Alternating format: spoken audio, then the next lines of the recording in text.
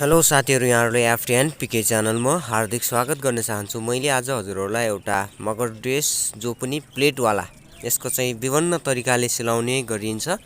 मैले आज तपाईहरुलाई विशेष गरी यो मगर ड्रेस एकदमै युनिक तरिकाले बनाउने चाहिँ सिकाउने छु आज, है त। यहाँ देख्न सक्नुहुन्छ यसको फेस लुकिङ एकदमै राम्रो भएको छ। साथीहरु, मेरो च्यानलमा नयाँ हुनुहुन्छ भने सब्स्क्राइब गरेर जोडिनु होला, साथमा रहेको बेल आइकन प्रेस गरी नयाँ अपडेटको प्रतीक्षा गर्नु होला। साथीहरु, मैले आज हजुरहरुलाई यो मगर ड्रेस कसरी कटिङ गर्ने र कसरी सिलाउने यसको बारेमा पुरै जानकारी मैले यस भिडियोमा दिनेवाला छु। ल त साथीहरु, आजको यो भिडियो हामी स्टार्ट गरौँ। हामीले सुरुमा यो कपडा कटिङ गर्नुपर्ने हुन्छ। यसको लागि चाहिँ मैले चाहिँ 2 मिटर 20 सेन्टि जति लगेको छु। लगभग यो कपडा चाहिँ हामीलाई 2 मिटर 20 सेन्टि लागेको छ। यो चाहिँ 10 वर्ष 11 वर्ष बराबरको बच्चाको हो। यो तलको भागभरि हामीले अहिले कटिङ गरेर फाल्नुपर्ने हुन्छ। अनि यहाँदेखि चाहिँ म यसको लम्बाइ लिन्छु 34 इन्ची। अनि तपाईले आफ्नो लम्बाइ जति छ त्यति नै लिन सक्नुहुन्छ। अनि त्यसपछि चाहिँ यता साइडमा पनि हामीले सेम त्यही नै गर्न सक्छौं।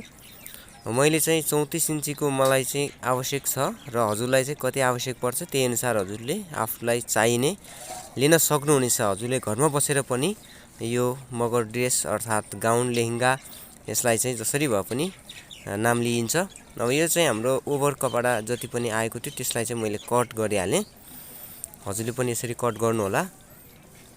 यसरी चाहिँ अब यसको कटिङ भइसके पश्चात अब हामीले चाहिँ के गर्नु पर्यो भन्दाखेरि चाहिँ अब यसमा प्लेट हाल्ने कुराहरू हुन्छन्। त्यो बाँकी रहेको कपडा छ त्यसबाट हामीले बेल्ट हाल्नु पर्छ। यो चाहिँ जो काते बाङ्गो भएको कपडालाई चाहिँ हामीले सिधा बनाउनु पर्ने हुन्छ। यसरी मैले सिधा बनाएँ। अब चाहिँ हामीले चाहिँ 2 फोल्डमा राखेका छौं, हैन, डबल फोल्डमा राखेका छौं। अनि यसलाई चाहिँ अब हामीले प्लेट यस्तो प्रकारले हामीले बनाउनु पर्छ। 3 इन्ची बराबर 3.5 इन्ची बराबर चौडा हामीले प्लेट लिनु पर्ने हुन्छ। यसरी मैले चाहिँ अब प्लेट कसरी लिने भन्ने कुराहरु स्टेप बाइ स्टेप हजुरलाई देखाउन गइराखेको छु है। अब यसरी चाहिँ हामीले एकदमै मिलाएर चाहिँ हामीले यो पिन अप गर्न सक्छौं है। यसरी मिलाएर चाहिँ विभिन्न साइजहरु मिलाएर मैले यस्तै खालको एउटा बेबी गाउन अर्थात यो मगर ड्रेस अनि जति पनि भिडियोहरु छन् इन्ट्रेस्टिङ त्यो भिडियोको लिंक मैले तल डिस्क्रिप्सनमा राखिदिएको छु। एन्ड स्क्रिनमा पनि पाउनुहुन्छ र आई बटनमा पाउनुहुनेछ। त्यहाँ गयो भने हजुरले अवश्य पनि पाउनुहुनेछ साथीहरु, है त। अनि अब यसरी चाहिँ कर्मैस हामीले बराबर गरेर साइज बनाउनु पर्ने हुन्छ। यसरी यसलाई चाहिँ एकदमै मजा गरेर लगाउनु होला। अनि साथीहरु, मैले चाहिँ मजासँग एकदमै मेहनतका साथ यसलाई गरिराखेको छु। साथीहरु, यदि हजुरहरु मेरो च्यानलमा नयाँ हुनुहुन्छ, पहिलो पल्ट यो च्यानललाई हेर्दै हुनुहुन्छ भने सब्स्क्राइब गर्नुलाई यस्तै सिलाइ कटाइ सम्बन्धीको भिडियो मेरो च्यानलमा तपाईहरुले पाउनुहुनेछ। यसरी चाहिँ मैले पिन अप गरिसके पश्चात अब यसलाई चाहिँ हामीले मेसिनमा सिलाइ लगाउनु पर्ने हुन्छ। मैले चाहिँ सिलाइ लगाएर पनि यहाँनेर फिनिशिङ गरिसकेको कुराहरु देखाइराखेको छु, है त। यसलाई यो चाहिँ यहाँनेर देख्न सक्नुहुन्छ। यसको लुकिङ दामी भएको छ। तलदेखि माथिसम्म मैले मेहनत गरेर बनाएको छु। अब यहाँनेर चाहिँ मलाई चाहिने भनेको यसको कम्मर चाहिँ 26-27 इन्ची हो। तर 26-27 इन्ची भन्दा हामीलाई 28-29 जति एक्स्ट्रा कपडा भए पनि हामीलाई 1.5 इन्ची 2 इन्ची समथिङ एक्स्ट्रा कपडा हुँदा पनि हामीलाई त्यति फरक पर्दैन। किनभने हाम्रो खुल्ला भयो भनेदेखि चाहिँ हाम्रो डोरीले खिचेर हाम्रो साइजको लागि म ल्याइहाल्छ। अनि त्यसले गर्दा यसमा चाहिँ 2-3 इन्ची भन्दा यस्तो अलि बढी भयो भने ओभर भयो भने त्यो कपडालाई चाहिँ तपाईले फेरि म्यानेज गर्न सक्नुहुनेछ। मसँग चाहिँ 2.5 इन्ची ओभर छ कपडा। मलाई 26 चाहिएको थियो तर 29 जति छ।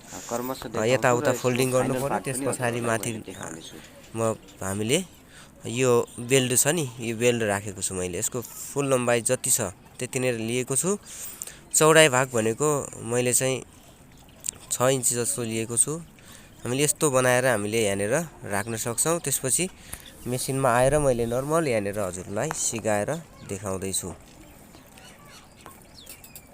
यसरी तपाईहरुले कर्मैस मजासँग बाहिरबाट सिलाउन सक्नुहुन्छ। बाहिरबाट यसलाई सिलाइ लगाएर यसपछि अनि यसमा फाइनल भइसकेपछि अब हामीले साइडमा चाहिँ फोल्डिङ गर्ने छौं। लगभग हामीले 1.5 इन्ची 1 इन्ची समथिङ हामीले चाहिँ फोल्डिङमै लिनुपर्ने हुन्छ। मैले यो सबै फोल्ड गरिसकेँ। त्यसपछाडि यसरी मिलाएर क्रमशः तपाईहरुले फोल्ड गर्न सक्नुहुनेछ।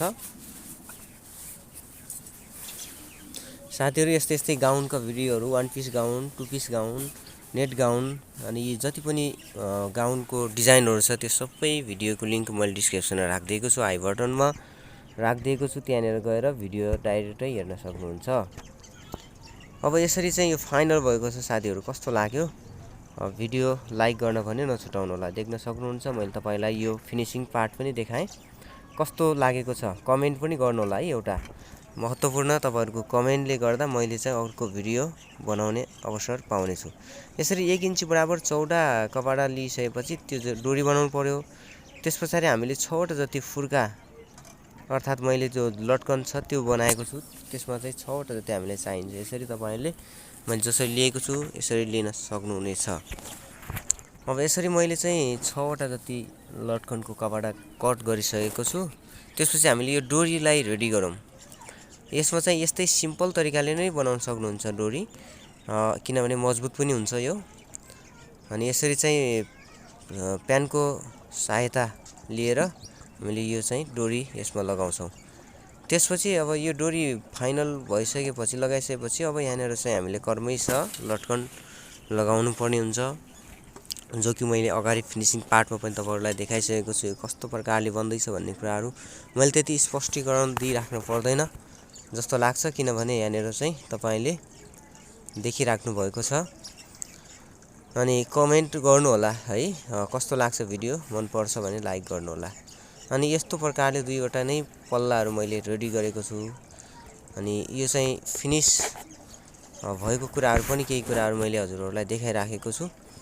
अब त्यसपछि अब हामीले यहाँनेर ठाडो सिलाई जो हाम्रो चाहिँ बन्द गर्नुपर्ने अगाडिको जो सिलाई छ त्यसलाई चाहिँ हामीले सिलाई लगाउँछौं।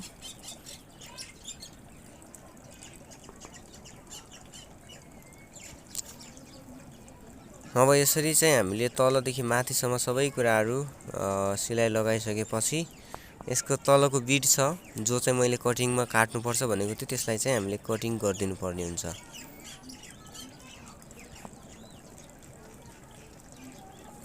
यसरी सिधा लगभग 1 इन्ची जस्तो एक्स्ट्रा राखेर हामीले फोल्डिङको लागि भाग राखेर अनि काट्न सक्छौं। अब यस्तो गरेर यसमा चाहिँ राम्रोसँग एकदमै मिलाएर तपाईले सिलाउन सक्नुहुनेछ है त। मैले चाहिँ फिनिश गरे, यो सिलाएर पनि सिद्धाएँ। साथीहरु कस्तो लाग्यो? भिडियो मन परेको छ भने एक लाइक चाहिँ अनिवार्य गर्नु होला, किनभने मैले धेरै मेहनत गरेको छु यस भिडियोमा। अनि यसको चाहिँ बाहिर साइड पनि हेरिहालौं कस्तो हुन्छ। अवश्य पनि एउटा इन्ट्रेस्टिङ भिडियो पनि हो साथीहरु। तपाईहरुले कमेन्ट गरे अनुसार मैले भिडियोहरु हाल्ने गरिराखेको छु। थुप्रै भिडियोहरु छन् साथीहरु तपाईहरुले कमेन्ट गरेका, तर मैले बनाउन पाइराखेको छैन। वेट गर्नु होला, मैले चाहिँ भिडियो अवश्य पनि बनाउने छु। ल त साथीहरु, आजको भिडियो तपाईहरुलाई मन परेको छ 1 लाइक चाहिँ गर्नु होला, धेरै जनालाई शेयर गर्नु होला। ल त फेरि पनि आउँदो भिडियोमा भेट्ने छौं। Thank you for watching.